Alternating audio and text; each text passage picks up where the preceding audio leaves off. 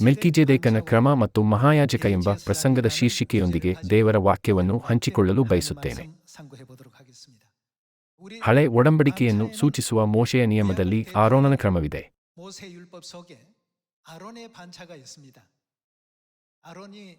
ದೇವರು ಮಾಡಿದ ಮೊದಲ ಮಹಾಯಾಜಕ ಆರೋನನಲ್ಲವೇ? ಇದನ್ನು ಲೇವಿಯ ಕ್ರಮ ಎಂದೂ ಕರೆಯಲಾಗುತ್ತದೆ. ಇದರ ಅರ್ಥ ಒಂದೇ ಆಗಿದೆ. ಲೇವಿಯು ಆರೋನನು ಸೇರಿದ ಕುಲದ ಹೆಸರಾಗಿತ್ತು. ಹಾಗಾದರೆ ಹೊಸ ಒಡಂಬಡಿಕೆಯ ಕಾಲದಲ್ಲಿ ಹೊಸ ಒಡಂಬಡಿಕೆಯ ನಿಯಮವು ಯಾವ ಕ್ರಮವಾಗಿದೆ? ಮೆಲ್ಕಿಜೆದೇಕನ ಕ್ರಮವಿದೆ. ಆದ ಕಾರಣ ಇಂದು ಮೆಲ್ಕಿಜೆದೇಕನ ಕ್ರಮ ಮತ್ತು ಮಹಾಯಾಜಕ ಎಂಬ ಶೀರ್ಷಿಕೆಯೊಂದಿಗೆ ನಾವು ಮೆಲ್ಕಿಜೆದೇಕನ ಸತ್ಯದಲ್ಲಿರುವ ದೇವರ ಚಿತ್ತವನ್ನು ಅಧ್ಯಯನ ಮಾಡೋಣ. ಮೆಲ್ಕಿಜೆದೇಕನ ಕ್ರಮದಲ್ಲಿಲ್ಲದ ಮನುಕುಲಕ್ಕೆ ಏನಾಗುತ್ತದೆ?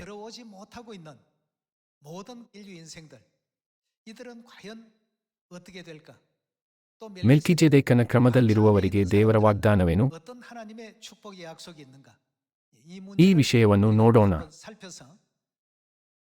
ನಾವು ಈಗ ನಡೆಯುತ್ತಿರುವ ದಾರಿ ಇಕ್ಕಟ್ಟು, ಬಿಕ್ಕಟ್ಟಾದರೂ ಈ ಬಿಕ್ಕಟ್ಟಾದ ದಾರಿಯ ಮೂಲಕ ಜೀವವನ್ನು ಪಡೆಯಲು ಆಶೀರ್ವದಿಸದ ಸ್ಥಿತಿಯಲ್ಲಿಲ್ಲದವರಿಗೆ ಮಾರ್ಗದರ್ಶನ ನೀಡಬಹುದೆಂದು ನಾನು ನಿರೀಕ್ಷಿಸುತ್ತೇನೆ.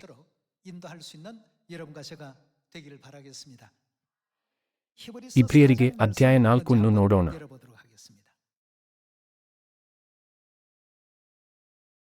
ಇಬ್ರಿಯರಿಗೆ ಅಧ್ಯಾಯ 4 ವಚನ 14. ಆಕಾಶಮಂಡಲಗಳನ್ನು ದಾಟಿಹೋದ ಮಹಾಯಾಜಕ ಯಾರು? ದೇವಕುಮಾರನಾದ ಯೇಸುವೆಂಬ ಶ್ರೇಷ್ಠ ಮಹಾಯಾಜಕನು.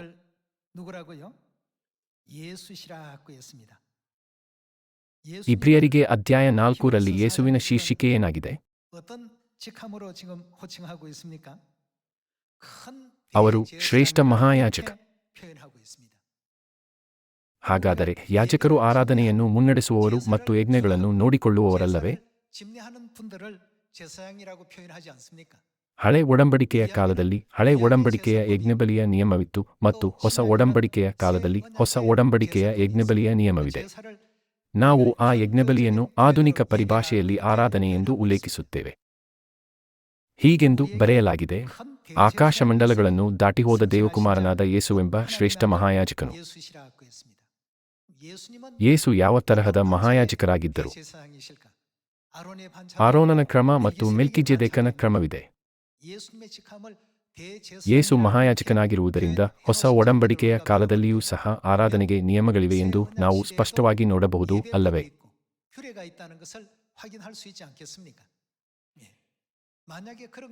ಅಂತಹ ನಿಯಮಗಳಿಲ್ಲದಿದ್ದರೆ ಯಾಜಕರ ಅಗತ್ಯವಿರುತ್ತಿರಲಿಲ್ಲ. ಅಂತಹ ನಿಯಮಗಳಿಂದಾಗಿ ಯಾಜಕರು ಅಸ್ತಿತ್ವದಲ್ಲಿದ್ದಾರೆ ಮತ್ತು ಅಗತ್ಯವಿದ್ದಾರೆ, ಅಲ್ಲವೇ? ಅವರು ಯಾವ ತರಹಕ್ಕೆ ಒಳಪಟ್ಟಿದ್ದಾರೆ? ಇಬ್ರಿಯರಿಗೆ ಅಧ್ಯಾಯ 5 ವಚನ 5 ನೋಡೋಣ. ಇಬ್ರಿಯರಿಗೆ ಅಧ್ಯಾಯ 5 ವಚನ 5. ಹಾಗೆಯೇ ಕ್ರಿಸ್ತನು ಸಹ ತನ್ನನ್ನು ಘನಪಡಿಸಿಕೊಂಡು ತನ್ನನ್ನು ತಾನೇ ಮಹಾಯಾಜಕನನ್ನಾಗಿ ಮಾಡಿಕೊಳ್ಳಲಿಲ್ಲ. ಆದರೆ ನನಗೆ ನೀನು ಮಗನು, ನಾನೇ ಈ ಹೊತ್ತು ನಿನ್ನನ್ನು ಪಡೆದಿದ್ದೇನೆ ಎಂದು ಹೇಳಿದಾತನೇ ಈ ಗೌರವವನ್ನು ಆತನಿಗೆ ಕೊಟ್ಟನು. ಆತನು ಇನ್ನೊಂದು ಸ್ಥಳದಲ್ಲಿ ನೀನು ಸದಾಕಾಲವೂ ಯಾವ ತರಹದ ಮೆಲ್ಕಿಜೆದೇಕನ ತರಹದ ಯಾಜಕನು ಎಂದು ಹೇಳುತ್ತಾನೆ.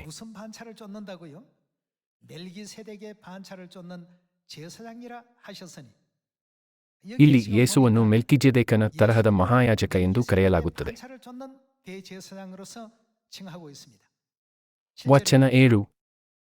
ಕ್ರಿಸ್ತನು ತಾನು ಭೂಲೋಕದಲ್ಲಿದ್ದಾಗ ಮರಣಕ್ಕೆ ತಪ್ಪಿಸಿ ಕಾಪಾಡ ಶಕ್ತನಾಗಿರುವಾತನಿಗೆ ಬಲವಾಗಿ ಕೂಗುತ್ತಾ ಕಣ್ಣೀರನ್ನು ಸುರಿಸುತ್ತಾ ಪ್ರಾರ್ಥನೆ ವಿಜ್ಞಾಪನೆಗಳನ್ನು ಸಮರ್ಪಿಸಿ ದೇವರ ಮೇಲಿನ ಭಯಭಕ್ತಿಯ ನಿಮಿತ್ತ ಕೇಳಲ್ಪಟ್ಟನು. ಹೀಗೆ ಆತನು ಮಗನಾಗಿದ್ದರೂ ಅನುಭವಿಸಿದ ಬಾಧೆಗಳಿಂದಲೇ ವಿಧೇಯತೆಯನ್ನು ಕಲಿತುಕೊಂಡನು. ಇದಲ್ಲದೆ ಆತನು ಸಿದ್ಧಿಗೆ ಬಂದು ದೇವರಿಂದ ಏನಾದನು? ಮೆಲ್ಕಿಜೆದೇಕನ ತರಹದ ಮಹಾಯಾಜಕನೆನಿಸಿಕೊಂಡವನಾಗಿ ತನಗೆ ವಿಧೇಯರಾಗಿರುವವರೆಲ್ಲರಿಗೂ ನಿರಂತರವಾದ ರಕ್ಷಣೆಗೆ ಕಾರಣನಾದನು.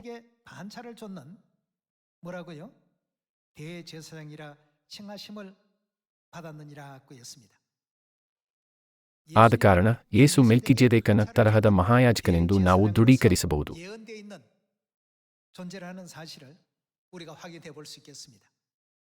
ಹಾಗಾದರೆ ಮೆಲ್ಕಿಜೆದೇಕನ ತರಹವನ್ನು ಅರ್ಥಮಾಡಿಕೊಳ್ಳಲು ಮೆಲ್ಕಿಜೆದೇಕನು ಯಾರೆಂದು ನಾವು ತಿಳಿದಿರಬೇಕು. ಸತ್ಯವೇದದಲ್ಲಿ ಮೆಲ್ಕಿಜೆದೇಕನ ಮೊದಲ ಕಾಣಿಸುವಿಕೆಯನ್ನು ನೋಡಲು ನಾವು ಆದಿಕಾಂಡ ಅಧ್ಯಾಯ 14 ತೆಗೆಯೋಣ.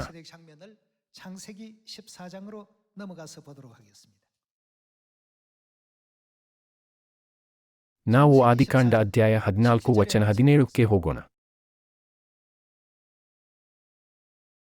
ಆದಿಕಾಂಡ ಅಧ್ಯಾಯ 14 ವಚನ 17. ಅವನು ಕೆದೊರ್ಲಗೋಮರನನ್ನು ಅವನೊಂದಿಗೆ ಇದ್ದ ರಾಜರನ್ನು ಹೊಡೆದು ಬಂದ ಮೇಲೆ ಸೊದೋಮ್ಯನ ಅರಸನು ಅವನನ್ನು ಅರಸನ ತಗ್ಗು ಎನಿಸಿಕೊಳ್ಳುವ ಶಾವೆ ತಗ್ಗಿನಲ್ಲಿ ಎದುರುಗೊಂಡನು. ಸಾಲೇಮ್ಯನ ಅರಸನಾದ ಮೆಲ್ಕಿಜೆದೇಕನು ಸಹ ಏನನ್ನು ಕೊಟ್ಟನು? ಬಂದು ರೊಟ್ಟಿಯನ್ನೂ ದ್ರಾಕ್ಷಾರಸವನ್ನೂ ಕೊಟ್ಟನು.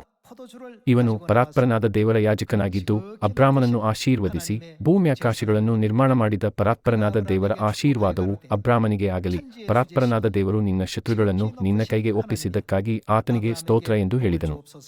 ಅಬ್ರಾಮನು ತಾನು ಗೆದ್ದು ತಂದಿದ್ದ ಎಲ್ಲಾ ವಸ್ತುಗಳಲ್ಲಿ 10ನೇ 1 ಭಾಗವನ್ನು ಅವನಿಗೆ ಕೊಟ್ಟನು.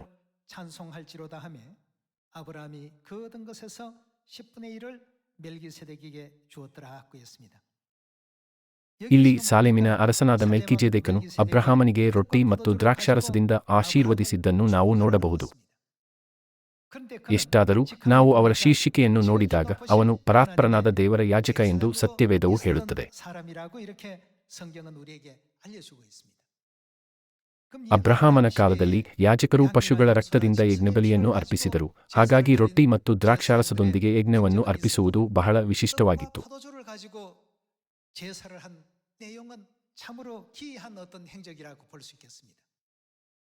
ನಾವು ಇದನ್ನು ಹಳೆ ಮತ್ತು ಹೊಸ ಒಡಂಬಡಿಕೆಗಳ ದೃಷ್ಟಿಕೋನದಿಂದ ನೋಡಿದಾಗ ಹಳೆ ಒಡಂಬಡಿಕೆಯು ಛಾಯೆಯಾಗಿ ಕಾರ್ಯನಿರ್ವಹಿಸುತ್ತದೆ. ಅದು ಸತ್ಯತ್ವವಲ್ಲ.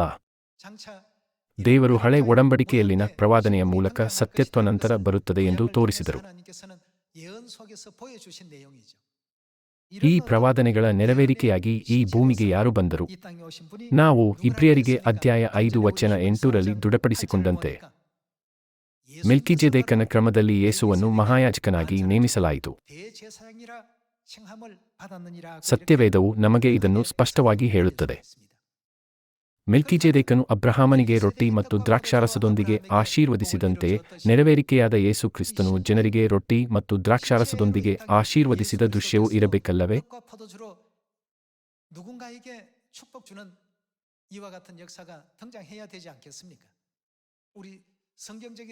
ಸತ್ಯದ ಆಧಾರದ ಮೇಲೆ ಸತ್ಯವೇದದ ದೃಷ್ಟಿಕೋನದಿಂದ ದೃಶ್ಯವು ನಿಜವಾಗಿಯೂ ಕಾಣಿಸಿಕೊಳ್ಳಬೇಕು, ಮತ್ತು ಅದು ಪಸ್ಕ ಹಬ್ಬವಾಗಿದೆ. ನಾವು ಮೆಲ್ಕಿಜೆದೇಕನ ಕ್ರಮಕ್ಕೆ ಸೇರಿದವರಾಗಿದ್ದೇವೆಯೇ? ಯೇಸು ಮುನ್ನಡೆಸಿದ ಆರಾಧನೆಯ ಸರಿಯಾದ ಕಟ್ಟಳೆಯನ್ನು ನಾವು ಅನುಸರಿಸುತ್ತಿದ್ದೇವೆಯೇ? ಇದು ಪಸ್ಕದ ರೊಟ್ಟಿ ಮತ್ತು ದ್ರಾಕ್ಷಾರಸದಿಂದ ಪ್ರತ್ಯೇಕಿಸಲ್ಪಟ್ಟಿದೆ. ಆದ್ದರಿಂದ ಕ್ರಿಸ್ತನ ಮುನ್ನಡೆಸಿದ ಮೆಲ್ಕಿಜೆದೇಕನ ಕ್ರಮವನ್ನು ಅನುಸರಿಸದಿರುವವರು ಎಂದಿಗೂ ನಿತ್ಯಜೀವವನ್ನು ಹೊಂದಲು ಸಾಧ್ಯವಿಲ್ಲ.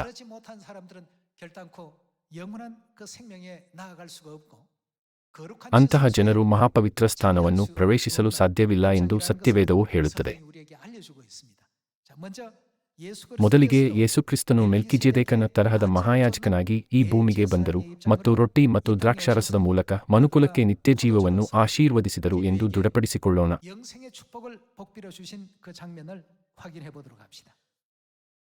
ಮತ್ತಾಯನು ಅಧ್ಯಾಯ 26.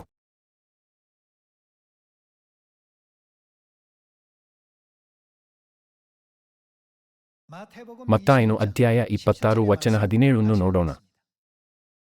ಹುಳಿಯಿಲ್ಲದ ರೊಟ್ಟಿಯ ಹಬ್ಬದ ಮೊದಲನೆಯ ದಿವಸದಲ್ಲಿ ಶಿಷ್ಯರು ಯೇಸುವಿನ ಬಳಿಗೆ ಬಂದು, ಪಸ್ಕದ ಊಟ ಮಾಡುವುದಕ್ಕೆ ನಾವು ನಿನಗೆ ಎಲ್ಲಿ ಸಿದ್ಧ ಮಾಡಬೇಕೆನ್ನುತ್ತೀ ಎಂದು ಕೇಳಲು, ಆತನು, ನೀವು ಪಟ್ಟಣದೊಳಕ್ಕೆ ಇಂಥವನ ಬಳಿಗೆ ಹೋಗಿ ಅವನಿಗೆ, ನನ್ನ ಕಾಲ ಸಮೀಪವಾಯಿತು, ನಿನ್ನ ಮನೆಯಲ್ಲಿ ನನ್ನ ಶಿಷ್ಯರ ಸಂಗಡ ಪಸ್ಕ ಹಬ್ಬ ಮಾಡುತ್ತೇನೆಂದು ಬೋಧಕನು ಹೇಳುತ್ತಾನೆ ಎಂಬುದಾಗಿ ಹೇಳಿರಿ ಅಂದನು. ಶಿಷ್ಯರು ಯೇಸು ತಮಗೆ ಅಪ್ಪಣೆ ಕೊಟ್ಟಂತೆ ಮಾಡಿ ಪಸ್ಕಕ್ಕೆ ಸೌರಿಸಿದರು. ಅವರು ಪಸ್ಕವನ್ನು ಹೇಗೆ ತಿಂದಿದ್ದಾರೆಂದು ನಾವು ನೋಡಬೇಕಲ್ಲವೇ? ವಚನ 26 ನೋಡೋಣ. ಅವರು ಊಟ ಮಾಡುತ್ತಿರುವಾಗ ಯೇಸು ರೊಟ್ಟಿಯನ್ನು ತೆಗೆದುಕೊಂಡು ದೇವರ ಸ್ತೋತ್ರ ಮಾಡಿ ಮುರಿದು ಶಿಷ್ಯರಿಗೆ ಕೊಟ್ಟು, ತಕ್ಕೊಳ್ಳಿರಿ, ತಿನ್ನಿರಿ, ಇದು ನನ್ನ ದೇಹ ಅಂದನು. ಮೆಲ್ಕಿಜೆದೇಕನು ಅಬ್ರಹಾಮನನ್ನು ಆಶೀರ್ವದಿಸಿದಾಗ ಆ ಕಾಲದ ಯಾಜಕರು ಪಾಪಗಳ ಕ್ಷಮೆಯ ಆಚಾರವಿಧಿಯಲ್ಲಿ ಭಾಗವಹಿಸಲು ಪಶುಗಳ ರಕ್ತದಿಂದ ಯಜ್ಞಬಲಿಯನ್ನು ಅರ್ಪಿಸಿದರು. ಎಷ್ಟಾದರೂ ಮೆಲ್ಕಿಜೆದೇಕನು ಅವನಿಗೆ ಯಾವುದರಿಂದ ಆಶೀರ್ವದಿಸಿದರು? ರೊಟ್ಟಿ ಮತ್ತು ದ್ರಾಕ್ಷಾರಸ. ಆದರೂ ನಾವು ಮತ್ತಾಯನು ಅಧ್ಯಾಯ 26 ನೋಡುವಾಗ ಆಶೀರ್ವಾದಗಳನ್ನು ನೀಡಲು ಯೇಸು ಕೂಡ ಏನನ್ನು ಬಳಸಿದರು. ಅವರು ಊಟಮಾಡುತ್ತಿರುವಾಗ ಯೇಸು ರೊಟ್ಟಿಯನ್ನು ತೆಗೆದುಕೊಂಡು ದೇವರ ಸ್ತೋತ್ರ ಮಾಡಿ ಮುರಿದು ಶಿಷ್ಯರಿಗೆ ಕೊಟ್ಟು, ತಕ್ಕೊಳ್ಳಿರಿ, ತಿನ್ನಿರಿ, ಇದು ನನ್ನ ದೇಹ ಅಂದನು. ವಚನ 27. ಆಮೇಲೆ ಪಾತ್ರೆಯನ್ನು ತೆಗೆದುಕೊಂಡು, ಪಾತ್ರೆಯಲ್ಲಿ ಏನಿತ್ತು? ದ್ರಾಕ್ಷಾರಸವಿತ್ತು. ಹಾಗಾಗಿ ಅವರು ಒಂದು ಪಾತ್ರೆಯಲ್ಲಿ ದ್ರಾಕ್ಷಾರಸವನ್ನು ತೆಗೆದುಕೊಂಡರು. ಸ್ತೋತ್ರ ಮಾಡಿ ಅವರಿಗೆ ಕೊಟ್ಟು, ಇದರಲ್ಲಿರುವುದನ್ನು ಎಲ್ಲರೂ ಕುಡಿಯಿರಿ, ಇದು ನನ್ನ ರಕ್ತ, ಇದು ಒಡಂಬಡಿಕೆಯ ರಕ್ತ, ಇದು ಪಾಪಗಳ ಕ್ಷಮೆಗಾಗಿ ಬಹು ಜನರಿಗೋಸ್ಕರ ಸುರಿಸಲ್ಪಡುವ ರಕ್ತ. ಈ ರೀತಿಯಾಗಿ ಮನುಕುಲವು ಪಸ್ಕದ ರೊಟ್ಟಿ ಮತ್ತು ದ್ರಾಕ್ಷಾರಸವನ್ನು ಸೂಚಿಸುವ ತನ್ನ ಮಾಂಸ ಮತ್ತು ರಕ್ತವನ್ನು ತಿಂದು ಕುಡಿಯಲು ಅನುಮತಿಸಿದರು. ಇಲ್ಲಿ ಯಾವ ಒಡಂಬಡಿಕೆಯನ್ನು ಸ್ಥಾಪಿಸಲಾಯಿತು? ಲೂಕನು ಅಧ್ಯಾಯ 22ರಲ್ಲಿ ಪಸ್ಕದಂದು ದೇವರು ಹೊಸ ಒಡಂಬಡಿಕೆಯನ್ನು ಸ್ಥಾಪಿಸಿದರು. ಅವರು ನಮಗೆ ಅಮೂಲ್ಯವಾದ ವಾಗ್ದಾನವನ್ನು ನೀಡಿದರು. ನೀವು ಪರಲೋಕಕ್ಕೆ ಹೋಗಬೇಕಾದರೆ ನೀವು ನಿತ್ಯಜೀವವನ್ನು ಹೊಂದಿರಬೇಕು. ನಿತ್ಯಜೀವವಿಲ್ಲದೆ ಯಾರೊಬ್ಬರೂ ಪರಲೋಕವನ್ನು ಪ್ರವೇಶಿಸಲು ಸಾಧ್ಯವಿಲ್ಲ. ಈ ಕಾರಣದಿಂದಲೇ ನನ್ನ ಮಾಂಸವನ್ನು ತಿಂದು ನನ್ನ ರಕ್ತವನ್ನು ಕುಡಿಯುವವನು ನಿತ್ಯಜೀವವನ್ನು ಹೊಂದಿದ್ದಾನೆ ಎಂದು ವಾಗ್ದಾನ ಮಾಡಿದರು. ಅದೊಂದೇ ವಾಗ್ದಾನ ಇಲ್ಲ. ದೇವರು ನಮ್ಮನ್ನು ಪರಲೋಕದಲ್ಲಿ ರಾಜವಂಶಸ್ಥರ ಯಾಜಕರನ್ನಾಗಿ ಮಾಡುವುದಾಗಿ, ನಮಗೆ ನಿತ್ಯಜೀವ ಮತ್ತು ಆಶೀರ್ವಾದಗಳನ್ನು ನೀಡುವುದಾಗಿ ಮತ್ತು ಇನ್ನು ಮುಂದೆ ಮರಣ, ಗೋಳಾಟ, ನೋವು ಅಥವಾ ದುಃಖವಿಲ್ಲದ ಲೋಕವನ್ನು ತೆರೆಯುವುದಾಗಿ ವಾಗ್ದಾನ ನೀಡಿದ್ದಾರೆ.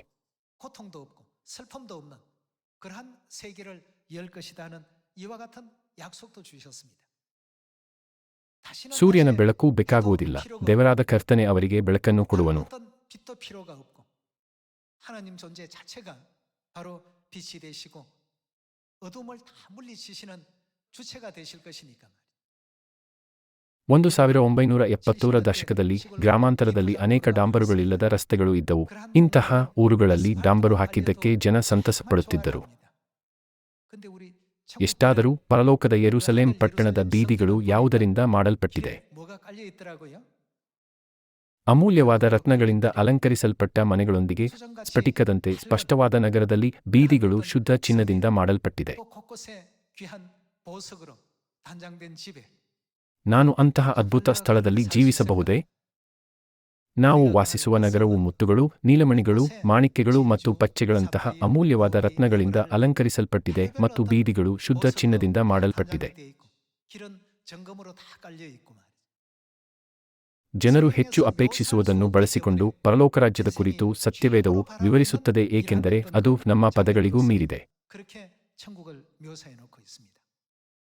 ಆ ವಾಗ್ದಾನ ನೀಡಿದ ಸ್ಥಳಕ್ಕೆ ನಮ್ಮನ್ನು ಮುನ್ನಡೆಸಲು ದೇವರು ಈ ಭೂಮಿಯ ಮೇಲೆ ಮೆಲ್ಕಿಜೆದೇಕನ ತರಹ ಎಂಬ ಸತ್ಯವನ್ನು ಸ್ಥಾಪಿಸಿದರು. ಅವರು ಈ ಭೂಮಿಗೆ ಮೆಲ್ಕಿಜೆದೇಕನ ಸತ್ಯತ್ವವಾಗಿ ಪಸ್ಕದ ರೊಟ್ಟಿ ಮತ್ತು ದ್ರಾಕ್ಷಾರಸದ ಮೂಲಕ ದೇವರನ್ನು ನಂಬುವ ಎಲ್ಲರನ್ನೂ ಕರೆಯುತ್ತಾ ಬಂದರು.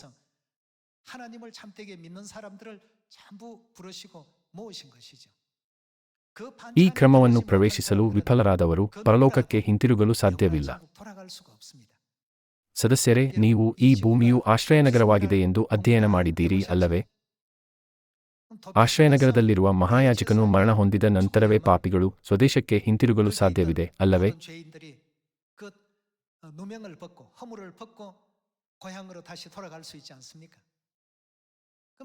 ಹಾಗಾದರೆ ಯೇಸು ಕ್ರಿಸ್ತನನ್ನು ಮಹಾಯಾಜಕ ಎಂದು ಸತ್ಯವೇದವು ಏಕೆ ಪದೇ ಪದೇ ಒತ್ತಿ ಹೇಳುತ್ತದೆ?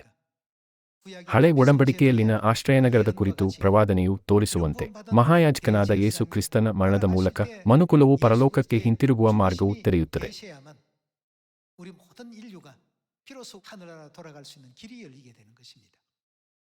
ಅವರ ಮರಣವನ್ನು ಸ್ಮರಿಸುವ ಹಬ್ಬ ಯಾವುದು? ಅದು ಪಸ್ಕ ಹಬ್ಬವಾಗಿದೆ. ಕರ್ತನ ಮರಣವನ್ನು ಆತನು ಬರುವ ತನಕ ಪ್ರಸಿದ್ಧಿಪಡಿಸುತ್ತೀರಿ. 1 ಕೊರಿಂಥದವರಿಗೆ ಅಧ್ಯಾಯ 11ರಲ್ಲಿ ಹೀಗೆಂದು ಬರೆಯಲಾಗಿದೆ ಅಲ್ಲವೇ? ನಾವು ಈ ದೃಶ್ಯಗಳನ್ನು ಪರಿಗಣಿಸಿದಾಗ ಮೆಲ್ಕಿಜೆದೇಕನ ಕ್ರಮವು ಬಹಳ ಮಹತ್ವದ್ದಾಗಿದೆ. ಹಳೆ ಒಡಂಬಡಿಕೆಯಲ್ಲಿ ಲೇವಿಯ ಯಾಜಕರು ಅರ್ಪಿಸಿದ ಯಜ್ಞಬಲಿಗಳನ್ನು ಮಾತ್ರ ದೇವರು ಸ್ವೀಕರಿಸಿದರು.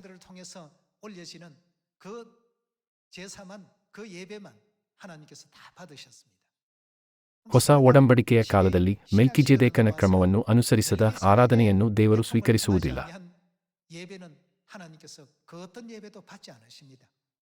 ಇದಕ್ಕೆ ಸಂಬಂಧಿಸಿದಂತೆ ಯೇಸು ಯೋಹಾನನ ಸುವಾರ್ತೆಯಲ್ಲಿ ನಾವು ಅರಿತಿರುವುದನ್ನೇ ಆರಾಧಿಸುವವರಾಗಿದ್ದೇವೆ, ನೀವು ಅರಿಯದೇ ಇರುವಂಥದನ್ನು ಆರಾಧಿಸುವವರು ಎಂದು ಹೇಳಲಿಲ್ಲವೇ? ಇತ್ತೀಚಿನ ದಿನಗಳಲ್ಲಿ ಅನೇಕ ಜನರು ಸರಿಯಾದ ತಿಳುವಳಿಕೆಯಿಲ್ಲದೆ ಆರಾಧನೆಯನ್ನು ಸಲ್ಲಿಸುತ್ತಾರೆ. ಅವರು ಯಾರನ್ನು ಆರಾಧಿಸುತ್ತಿದ್ದಾರೆಂದು ಅವರಿಗೆ ತಿಳಿದಿಲ್ಲ. ಕೇವಲ ಹೆಸರು ಕರೆದರೆ ಸಾಕು ಎಂದು ಅವರು ಭಾವಿಸುತ್ತಾರೆ. ಎಷ್ಟಾದರೂ ಮತ್ತಾಯನು ಅಧ್ಯಾಯ 7ರಲ್ಲಿ ನನ್ನನ್ನು ಸ್ವಾಮಿ ಸ್ವಾಮಿ ಅನ್ನುವವರೆಲ್ಲರೂ ಪರಲೋಕ ರಾಜ್ಯದಲ್ಲಿ ಸೇರುವರೆಂದು ನೆನೆಸಬೇಡಿರಿ ಎಂದು ಯೇಸು ಹೇಳಲಿಲ್ಲವೇ? ತಂದೆಯ ಚಿತ್ತದಂತೆ ನಡೆಯುವವನೇ ಪರಲೋಕ ರಾಜ್ಯವನ್ನು ಪ್ರವೇಶಿಸುತ್ತಾನೆ ಎಂದು ಅವರು ಹೇಳಿದಂತೆಯೇ ಮೆಲ್ಕಿಜೆದೇಕನ ಕ್ರಮವಿಲ್ಲದೆ ಯಾರೊಬ್ಬರೂ ದೇವರ ನಿತ್ಯವಾಗ್ದಾನದಲ್ಲಿ ಪಾಲ್ಗೊಳ್ಳಲು ಸಾಧ್ಯವಿಲ್ಲ.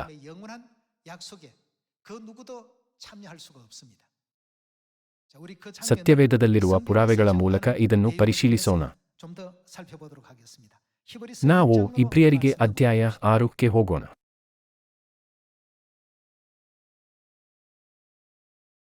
ಇಬ್ರಿಯರಿಗೆ ಅಧ್ಯಾಯ 6 ವಚನ 17. ಇಲ್ಲಿ ಹೀಗೆಂದು ಹೇಳುತ್ತದೆ, ಹಾಗೆಯೇ ದೇವರು ತನ್ನ ಸಂಕಲ್ಪವು ನಿಶ್ಚಲವಾದದ್ದೆಂಬುದನ್ನು ವಾಗ್ದಾನದ ಫಲಕ್ಕೆ. ಈ ಜನರು ಯಾರು? ಅವರು ದೇವರ ವಾಗ್ದಾನದ ಫಲಕ್ಕೆ ಬಾಧ್ಯರು. ಮೆಲ್ಕಿಜೆದೇಕನ ಕ್ರಮವನ್ನು ಅನುಸರಿಸುವವರು ದೇವರ ವಾಗ್ದಾನವನ್ನು ಬಾಧ್ಯತೆಯಾಗಿ ಸ್ವೀಕರಿಸುತ್ತಾರೆ. ಅವರನ್ನು ವಾಗ್ದಾನದ ಮಕ್ಕಳು ಮತ್ತು ಸ್ತ್ರೀಯ ಉಳಿದ ಸಂತಾನದವರು ಎಂದು ಕರೆಯಲಾಗುತ್ತದೆ.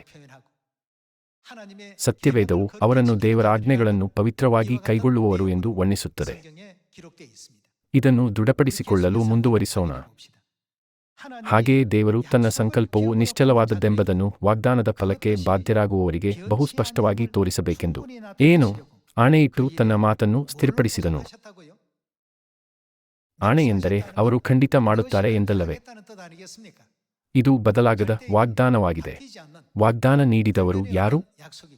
ದೇವರು. ಯಾವುದರೊಂದಿಗೆ? ಆಣೆಯಿಟ್ಟು ತನ್ನ ಮಾತನ್ನು ಸ್ಥಿರಪಡಿಸಿದನು.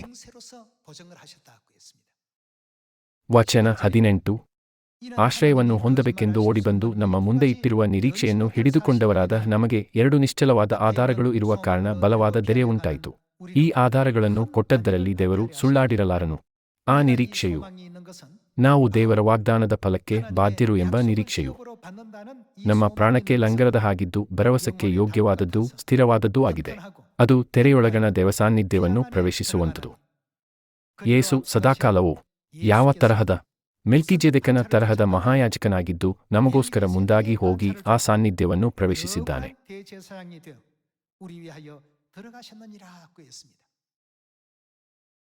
ಯೇಸು ಕ್ರಿಸ್ತ ಮೆಲ್ಕಿಜೆದೇಕನ ತರಹದ ಮಹಾಯಾಜಕನಾಗಿದ್ದಾರೆ.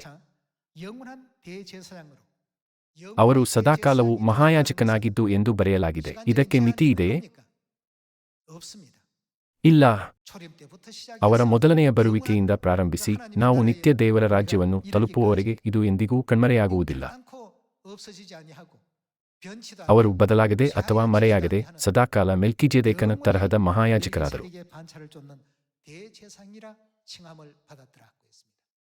ಹಾಗಾದರೆ ಮೆಲ್ಕಿಜೆದೇಕನ ಕ್ರಮದಲ್ಲಿರುವ ಹೊಸ ಒಡಂಬಡಿಕೆಯ ಪಸ್ಕದ ಸತ್ಯವು ಏನಾಗಬೇಕು?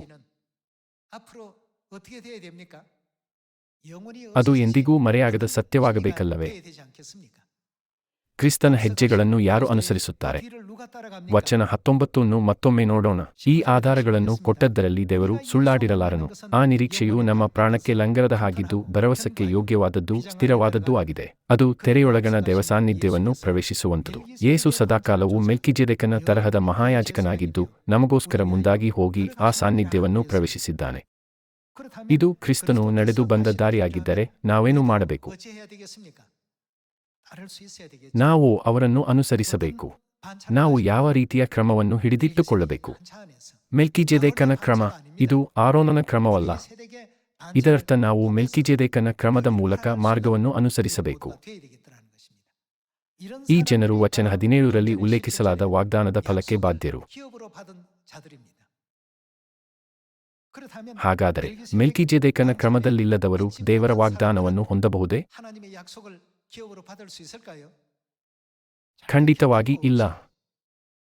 ದೇವರು ನಮಗೆ ನಿತ್ಯಜೀವದ ವಾಗ್ದಾನವನ್ನು ಮತ್ತು ಪರಲೋಕದಲ್ಲಿ ರಾಜವಂಶಸ್ಥದ ಯಾಜಕತ್ವದ ಸ್ಥಾನವನ್ನು, ಹಾಗೆಯೇ ಇನ್ನು ಮುಂದೆ ಮರಣ, ಕಣ್ಣೀರು, ನೋವು, ದುಃಖ, ಗೋಳಾಟ ಮತ್ತು ಯಾತನೆಯಿಲ್ಲದ ಲೋಕವನ್ನು ದಯಪಾಲಿಸಿದ್ದಾರೆ.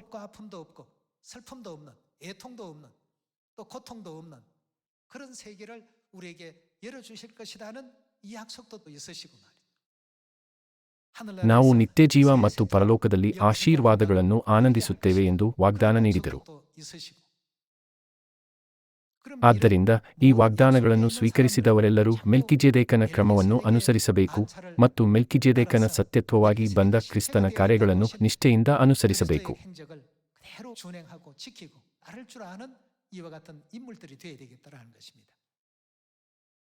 ಇಲ್ಲದಿದ್ದರೆ ಅವರು ಆ ವಾಗ್ದಾನದಲ್ಲಿ ಪಾಲ್ಗೊಳ್ಳುವುದಿಲ್ಲ. ಹಾಗಾದರೆ ಮೆಲ್ಕಿಜೆದೇಕನ ಕ್ರಮದಲ್ಲಿ ರೊಟ್ಟಿ ಮತ್ತು ದ್ರಾಕ್ಷಾರಸವನ್ನು ತಂದುಕೊಟ್ಟ ಯೇಸುವಿನ ದೃಶ್ಯವನ್ನು ನೋಡೋಣ. ಲೂಕನು ಅಧ್ಯಾಯ 22ರಲ್ಲಿ ಇದನ್ನು ಮತ್ತೊಮ್ಮೆ ದೃಢಪಡಿಸಿಕೊಳ್ಳೋಣ. ಲೂಕನು ಅಧ್ಯಾಯ 22 ವಚನ 7. ಹುಳಿಯಿಲ್ಲದ ರೊಟ್ಟಿಯನ್ನು ತಿನ್ನುವ ದಿವಸಗಳಲ್ಲಿ ಪಸ್ಕದ ಕುರಿಮರಿಯನ್ನು ಕೊಯ್ಯತಕ್ಕ ದಿವಸ ಬಂದಾಗ ಯೇಸು ಪೆತ್ರನಿಗೂ ಯೋಹಾನನಿಗೂ, ನೀವು ಹೋಗಿ ನಾವು ಪಸ್ಕದ ಊಟಮಾಡುವಂತೆ ಸಿದ್ಧಮಾಡಿರಿ ಎಂದು ಹೇಳಿ ಅವರನ್ನು ಕಳುಹಿಸಿದನು. ಅವರು ಪಸ್ಕವನ್ನು ಸಿದ್ಧಪಡಿಸಿದರು. ವಚನ 14ಕ್ಕೆ ಹೋಗೋಣ. ಗಳಿಗೆ ಬಂದಾಗ, ಅಂದರೆ ಪಸ್ಕವನ್ನು ಆಚರಿಸುವ ಗಳಿಗೆ ಬಂದಿತು. ಆತನು ತನ್ನ 12 ಮಂದಿ ಅಪೊಸ್ತಲರ ಸಂಗಡ ಊಟಕ್ಕೆ ಕೂತುಕೊಂಡನು. ಆಗ ಆತನು ಅವರಿಗೆ, ನಾನು ಶ್ರಮೆ ಅನುಭವಿಸುವುದಕ್ಕಿಂತ ಮುಂಚೆ ನಿಮ್ಮ ಸಂಗಡ ಈ ಪಸ್ಕದ ಊಟವನ್ನು ಮಾಡುವುದಕ್ಕೆ ಕುತೂಹಲದಿಂದ ಅಪೇಕ್ಷಿಸಿದ್ದೇನೆ. ಮರುದಿನ ಅನೇಕ ವಿರೋಧಿಗಳ ಕೈಯಲ್ಲಿ ತಾನು ಹೇಗೆ ಶಿಲುಬೆಗೇರಿಸಲ್ಪಡುವನೆಂದು ಯೇಸು ಮುನ್ಸೂಚಿಸಿದರು.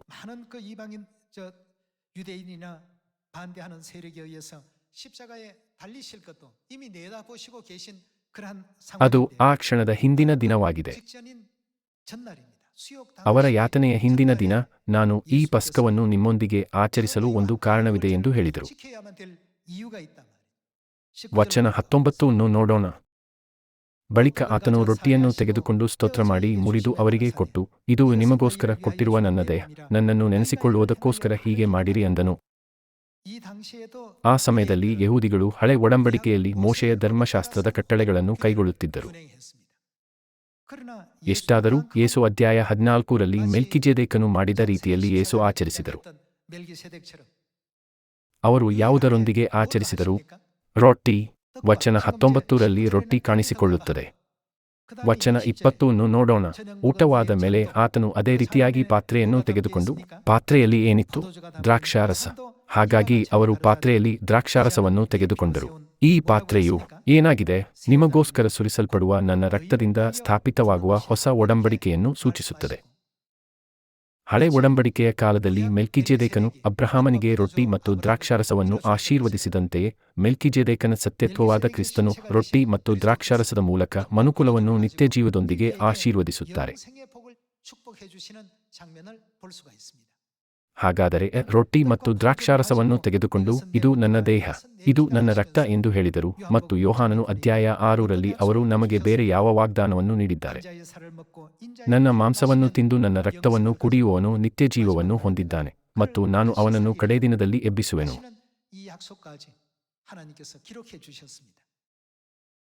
ಯೇಸು ಕ್ರಿಸ್ತ ಈ ಭೂಮಿಗೆ ಮೆಲ್ಕಿಜೆದೇಕನ ಸತ್ಯತ್ವವಾಗಿ ಮತ್ತು ಮಹಾಯಾಜಕನಾಗಿ ಬಂದಿದ್ದರಿಂದ ನಾವು ಕ್ರಿಸ್ತನ ತ್ಯಾಗದ ನಿಯಮವನ್ನು ಅನುಸರಿಸಿದಾಗ ಮಾತ್ರ ನಿತ್ಯಜೀವದ ಆಶೀರ್ವಾದವನ್ನು ಸ್ವೀಕರಿಸಬಹುದು, ಅಲ್ಲವೇ?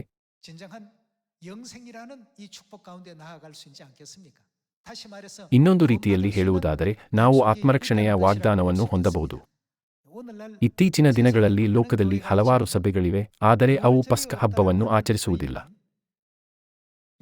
ಅವರು ಮೆಲ್ಕಿಜೆದೇಕನ ತರಹದ ಮಹಾಯಾಜಕನಾದ ಕ್ರಿಸ್ತನು ಮುನ್ನಡೆಸಿದ ಆರಾಧನೆಯಲ್ಲಿ ಭಾಗವಹಿಸುತ್ತಿಲ್ಲ. ಸರಳವಾಗಿ ಹೇಳುವುದಾದರೆ, ಅವರು ಯೇಸು ಮಾಡಿದ ವಾಗ್ದಾನದಿಂದ ಹೊರಗಿದ್ದಾರೆ. ಆದ ಕಾರಣ ಅವರು, ಸ್ವಾಮಿ, ಸ್ವಾಮಿ, ನಿನ್ನ ಹೆಸರಿನ ಮೇಲೆ ನಾವು ಬೋಧನೆ ಹೇಳಲಿಲ್ಲವೇ? ನಿನ್ನ ಹೆಸರಿನ ಮೇಲೆ ದೆವ್ವಗಳನ್ನು ಬಿಡಿಸಲಿಲ್ಲವೇ ಎಂದು ಹೇಳಿದರು. ಯೇಸು ಏನೆಂದು ಹೇಳುವರು? ನಾನೆಂದೂ ನಿಮ್ಮ ಗುರುತು ಕಾಣೆನು. ನೀವು ನನ್ನ ಜನರಾಗಿದ್ದರೆ ನೀವು ಏಕೆ ಮೆಲ್ಕಿಜೆದೇಕನ ಕ್ರಮದಲ್ಲಿಲ್ಲ? ಪಸ್ಕ ಹಬ್ಬ ನಿಮ್ಮ ಸಭೆಯ ಸಿದ್ಧಾಂತದಲ್ಲಿ ಏಕೆ ಇಲ್ಲ? ಸತ್ಯವೇದದ ಮೂಲಕ ನಾನು ಮೆಲ್ಕಿಜೆದೇಕನ ತರಹದ ಮಹಾಯಾಜಕನೆಂದು ಲೆಕ್ಕವಿಲ್ಲದಷ್ಟು ಬಾರಿ ಹೇಳಿದ್ದೇನೆ. ಆದರೂ ನೀವು ಇದನ್ನು ಅನುಸರಿಸಲಿಲ್ಲ ಅಥವಾ ನಂಬಲಿಲ್ಲ ಅಲ್ಲವೇ? ನೀವು ನನ್ನನ್ನು ನಂಬುವುದಾಗಿ ಹೇಳಿಕೊಂಡರೆ ನೀವು ಮೆಲ್ಕಿಜೆದೇಕನ ಕ್ರಮದಲ್ಲಿ ಇರಬೇಕಲ್ಲವೇ? ಮತ್ತಾಯನು ಅಧ್ಯಾಯ 7ರಲ್ಲಿ ನಾನೆಂದು ನಿಮ್ಮ ಗುರುತು ಕಾಣೆನು ಎಂದು ಹೇಳಿದಾಗ ಅವರು ಮಾತಿನ ಅರ್ಥವೂ ಇದಾಗಿತ್ತು. ಇಬ್ರಿಯರಿಗೆ ಅಧ್ಯಾಯ 9 ನೋಡೋಣ. ಅಧ್ಯಾಯ 9 ವಚನ 11. ಆದರೆ ಕ್ರಿಸ್ತನು ಈಗ ದೊರೆತಿರುವ ಮೆಲುಗಳನ್ನು ಕುರಿತು ಮಹಾಯಾಜಕನಾಗಿ ಬಂದು. ಹಾಗಾದರೆ ಯೇಸು ಯಾವ ತರಹದ ಮಹಾಯಾಜಕನಾಗಿ ಬಂದರು? ಅವರು ಮೆಲ್ಕಿಜೆದೇಕನ ತರಹದ ಮಹಾಯಾಜಕನಾಗಿ ಬಂದರು. ಮೆಲ್ಕಿಜೆದೇಕನ ಕ್ರಮವೇನು? ಮೇಲುಗಳು ಅಂದರೆ ಒಳ್ಳೆಯ ವಿಷಯಗಳು ಎಂದು ಬರೆಯಲಾಗಿದೆ. ಆದರೆ ಕ್ರಿಸ್ತನು ಈಗ ದೊರೆತಿರುವ ಮೆಲುಗಳನ್ನು ಕುರಿತು ಮಹಾಯಾಜಕನಾಗಿ ಬಂದು ಕೇಯಿಂದ ಕಟ್ಟಲ್ಪಡದಂಥ ಅಂದರೆ ಈ ಸೃಷ್ಟಿಗೆ ಸಂಬಂಧಪಡದಂಥ ಘನವಾಗಿಯೂ ಉತ್ಕೃಷ್ಟವಾಗಿಯೂ ಇರುವ ಗುಡಾರದಲ್ಲಿ ಸೇವೆಯನ್ನು ಮಾಡುವವನಾಗಿ ಹೋತಗಳ ಮತ್ತು ಹೋರಿಕರಗಳ ರಕ್ತವನ್ನು ತೆಗೆದುಕೊಳ್ಳದೆ. ಆಡುಗಳು ಮತ್ತು ಕರುಗಳ ರಕ್ತವು ಯಾವ ಕ್ರಮಕ್ಕೆ ಸೇರಿದೆ? ಇದು ಆರೋನನ ಕ್ರಮಕ್ಕೆ ಸೇರಿದೆ. ಸ್ವಂತ ರಕ್ತವನ್ನೇ ತೆಗೆದುಕೊಂಡು ನಮಗೋಸ್ಕರ ನಿತ್ಯ ವಿಮೋಚನೆಯನ್ನು ಸಂಪಾದಿಸಿಕೊಂಡವನಾಗಿ ಒಂದೇ ಸಾರಿ ದೇವರ ಸನ್ನಿಧಾನಕ್ಕೆ ಪ್ರವೇಶಿಸಿದನು. ವಚನ 13. ಹೋತಹೋರಿಗಳ ರಕ್ತವು ಹೊಲೆಯಾದವರ ಮೇಲೆ ಚೆಲ್ಲುವ ಕಡಸಿನ ಬೂದಿಯು ಶರೀರದ ಹೊಲೆಯನ್ನು ಹೋಗಲಾಡಿಸಿ ಪವಿತ್ರ ಮಾಡುವುದಾದರೆ, ನಿತ್ಯಾತ್ಮನಿಂದ ತನ್ನನ್ನು ತಾನೇ ನಿರ್ದೋಷಿಯನ್ನಾಗಿ ದೇವರಿಗೆ ಸಮರ್ಪಿಸಿಕೊಂಡ ಕ್ರಿಸ್ತನ ರಕ್ತವು ಎಷ್ಟೋ ಹೆಚ್ಚಾಗಿ ನಮ್ಮನ್ನು ನಿರ್ಜೀವ ಕರ್ಮಗಳಿಂದ ಬಿಡಿಸಿ ನಾವು ಜೀವವುಳ್ಳ ದೇವರನ್ನು ಆರಾಧಿಸುವವರಾಗುವಂತೆ ನಮ್ಮ ಮನಸ್ಸನ್ನು ಶುದ್ಧೀಕರಿಸುವುದಲ್ಲವೇ? ಮತ್ತು ಈ ಕಾರಣದಿಂದ ಆತನು ಒಂದು ಹೊಸ ಒಡಂಬಡಿಕೆಗೆ ಮಧ್ಯಸ್ಥನಾಗಿದ್ದಾನೆ. ಅವರು ಯಾವ ರೀತಿಯ ಮಧ್ಯಸ್ಥನು? ಲೂಕನು ಅಧ್ಯಾಯ 22ರಲ್ಲಿ ಪಸ್ಕ ಹಬ್ಬವನ್ನು ಹೊಸ ಒಡಂಬಡಿಕೆ ಎಂದು ಉಲ್ಲೇಖಿಸಲಾಗಿದೆ ಅಲ್ಲವೇ? ಮತ್ತು ಈ ಕಾರಣದಿಂದ ಆತನು ಒಂದು ಹೊಸ ಒಡಂಬಡಿಕೆಗೆ ಮಧ್ಯಸ್ಥನಾಗಿದ್ದಾನೆ. ಮೊದಲನೆಯ ಒಡಂಬಡಿಕೆಯ ಕಾಲದಲ್ಲಿ ನಡೆದ ಅಕ್ರಮಗಳ ಪರಿಹಾರಕ್ಕಾಗಿ ಆತನು ಮರಣವನ್ನು ಅನುಭವಿಸಿದ್ದರಿಂದ ದೇವರಿಂದ ಕರೆಯಿಸಿಕೊಂಡವರು ವಾಗ್ದಾನವಾಗಿದ್ದ ನಿತ್ಯಬಾಧ್ಯತೆಯನ್ನು ಹೊಂದುವುದಕ್ಕೆ ಆತನ ಮೂಲಕ ಮಾರ್ಗವಾಯಿತು. ಹೊಸ ಒಡಂಬಡಿಕೆಯ ಪಸ್ಕದ ಮೂಲಕ ದೇವರು ತನ್ನ ಮಕ್ಕಳಿಗೆ ವಾಗ್ದಾನದಲ್ಲಿ ಭಾಗವಹಿಸಲು ಮಾರ್ಗವನ್ನು ತೆರೆದರು. ನಮ್ಮನ್ನು ವಾಗ್ದಾನದ ಫಲಕ್ಕೆ ಬಾಧ್ಯರಾಗಿ ಮಾಡಲು ಮೆಲ್ಕಿಜೆದೇಕನ ಕ್ರಮವನ್ನು ಅನುಸರಿಸಲು ದೇವರು ನಮಗೆ ಆಜ್ಞಾಪಿಸಿದರು. ಇದರ ಹಿಂದಿನ ದೇವರ ಚಿತ್ತವನ್ನು ಎಫೆಸದವರಿಗೆ ಅಧ್ಯಾಯ 3 ವಚನ 6ರಲ್ಲಿ ನೋಡೋಣ.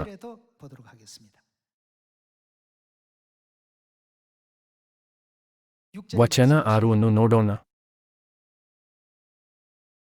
ಅದು ಯಾವುದೆಂದರೆ, ಅನ್ಯಜನರು ಸುವಾರ್ತೆಯ ಮೂಲಕ. ಸದಸ್ಯರೇ, ಸುವಾರ್ತೆ ಯಾವ ಒಡಂಬಡಿಕೆಯನ್ನು ಸೂಚಿಸುತ್ತದೆ? ಹೊಸ ಒಡಂಬಡಿಕೆ. ಅನ್ಯಜನರು ಯಾರು? ಕ್ರಿಸ್ತ ಯೇಸುವಿನಲ್ಲಿರುವವರಾಗಿ ಯೆಹೂದ್ಯರೊಂದಿಗೆ ಬಾಧ್ಯರು, ಒಂದೇ ದೇಹದೊಳಗಣ ಅಂಗಗಳು, ಅಬ್ರಹಾಮನಿಗುಂಟಾದ ವಾಗ್ದಾನದಲ್ಲಿ ಏನು ಪಾಲುಗಾರರೂ ಆಗಿದ್ದಾರೆಂಬುದೇ. ಇಂದು ನಿತ್ಯ ಬಾಧ್ಯಸ್ಥಿಕೆಯ ವಾಗ್ದಾನದಲ್ಲಿ ಭಾಗವಹಿಸಲು ದೇವರು ನಮ್ಮನ್ನು ಕರೆದಿದ್ದಾರೆ. ಹಾಗಾದರೆ ಮೆಲ್ಕಿಜೆದೇಕನ ಕ್ರಮದಲ್ಲಿಲ್ಲದವರಿಗೆ ಏನಾಗುವುದು? ಈ ವಿಷಯದ ಪ್ರಕಾರ ಅವರು ಎಂದಿಗೂ ದೇವರ ವಾಗ್ದಾನವನ್ನು ಪ್ರವೇಶಿಸಲು ಸಾಧ್ಯವಿಲ್ಲ. ಸ್ವಾಮಿ, ನಿನ್ನ ಹೆಸರಿನ ಮೇಲೆ ನಾವು ಬೋಧನೆ ಹೇಳಲಿಲ್ಲವೇ? ನಿನ್ನ ಹೆಸರಿನ ಮೇಲೆ ದೆವ್ವಗಳನ್ನು ಬಿಡಿಸಲಿಲ್ಲವೇ? ನಿನ್ನ ಹೆಸರಿನ ಮೇಲೆ ಅನೇಕ ಮಹತ್ಕಾರ್ಯಗಳನ್ನು ಮಾಡಲಿಲ್ಲವೇ ಎಂದು ಅವರು ಹಗಲು ರಾತ್ರಿ ಎಷ್ಟೇ ಕೂಗಿದರೂ ದೇವರು, ಹಾಗಾದರೆ ನೀವು ಮೆಲ್ಕಿಜೆದೇಕನ ಕ್ರಮವನ್ನು ಏಕೆ ಪ್ರವೇಶಿಸಲಿಲ್ಲ ಎಂದು ಹೇಳುತ್ತಾರೆ. ನೀವು ಸ್ವಾಮಿ ಸ್ವಾಮಿ ಎಂದು ಕೂಗುತ್ತಿದ್ದರೆ ನೀವು ಮೆಲ್ಕಿಜೆದೇಕನ ಕ್ರಮದಲ್ಲಿರಬೇಕಲ್ಲವೇ? ಹಾಗಾದರೆ ಅವರಿಗೆ ಏನಾಗುತ್ತದೆ? ಅವರಿಗೆ ಹೇಳಲು ಏನಾದರೂ ಇರುತ್ತದೆಯೇ? ಅವರು ಮೂಕರಾಗುವರು. ಸತ್ಯವೇದವು ಅದನ್ನು ಹೀಗೆ ವ್ಯಕ್ತಪಡಿಸುತ್ತದೆ. ಅವರಿಗೆ ಸಿಗುವ ಫಲಿತಾಂಶ ಮತ್ತು ಮೆಲ್ಕಿಜೆದೇಕನ ಕ್ರಮದಲ್ಲಿರುವ ನಮಗೆ ಸಿಗುವ ಫಲಿತಾಂಶವು ನಿಜವಾಗಿಯೂ ವಿಭಿನ್ನವಾಗಿದೆ. ದೇವರು ನಮಗೆ ಅಂತಹ ಸುಂದರವಾದ ಭವಿಷ್ಯವನ್ನು ಮತ್ತು ಮೆಲ್ಕಿಜೆದೇಕನ ಕ್ರಮದ ಮೂಲಕ ಪರಲೋಕಕ್ಕಾಗಿ ಜೀವಂತ ನಿರೀಕ್ಷೆಯನ್ನು ನೀಡುತ್ತಾರೆ. ನಾವು ಈ ಶ್ರೇಷ್ಠ ಕ್ರಮದಲ್ಲಿ ಭಾಗವಾಗಿದ್ದೇವೆ ಎಂದು ನಾವು ಖಚಿತಪಡಿಸುವ ದಿನವೇ ಪಸ್ಕ ಹಬ್ಬವಾಗಿದೆ. ಪಸ್ಕದ ರೊಟ್ಟಿ ಮತ್ತು ದ್ರಾಕ್ಷಾರಸವು ಕೇವಲ ಒಂದು ತುಂಡು ರೊಟ್ಟಿ ಮತ್ತು ಒಂದು ಬಟ್ಟಲು ದ್ರಾಕ್ಷಾರಸವಲ್ಲ. ಈ ಎಲ್ಲಾ ವಾಗ್ದಾನಗಳು ಅವುಗಳಲ್ಲಿ ಅಡಕವಾಗಿವೆ ಎಂಬುದನ್ನು ನೆನಪಿನಲ್ಲಿಟ್ಟುಕೊಳ್ಳೋಣ. ಮೆಲ್ಕಿಜೆದೇಕನ ತರಹದ ಮಹಾಯಾಜಕನಾದ ಕ್ರಿಸ್ತನ ಜೀವನವನ್ನು ಅನುಸರಿಸಿ ಕೊನೆಯವರೆಗೂ ಸತ್ಯದ ಮಾರ್ಗದಲ್ಲಿ ನಡೆಯೋಣ. ಹಾಗಾಗಿ ನಾವು ನಮ್ಮ ತಂದೆ ಮತ್ತು ತಾಯಿಯಿಂದ ಪರಲೋಕ ಬಾಧ್ಯತೆಯೊಂದಿಗೆ ಆಶೀರ್ವದಿಸಲ್ಪಡಬಹುದು. 유업을 받는 자녀들이 다 되시길 바라겠습니다. 이런 어떤 ನಾವು ಈ ಸಂತೋಷದಾಯಕ ಸುದ್ದಿಯನ್ನು ಹರಡೋಣ, ಹಾಗಾಗಿ ಅನೇಕರು ಆತ್ಮರಕ್ಷಣೆಯಲ್ಲಿ ನಮ್ಮೊಂದಿಗೆ ಸೇರಿಕೊಳ್ಳಬಹುದು. 함께 구원의 반열에 동참할 수 있도록 ನಾವು ಬೇರೆಯವರನ್ನು ಆತ್ಮರಕ್ಷಣೆಗೆ ಮುನ್ನಡೆಸುತ್ತೇವೆ ಎಂದು ನಿರೀಕ್ಷಿಸುತ್ತಾ ನಾನು ಇಂದಿನ ಪ್ರಸಂಗವನ್ನು ಮುಗಿಸುತ್ತೇನೆ. ಧನ್ಯವಾದಗಳು.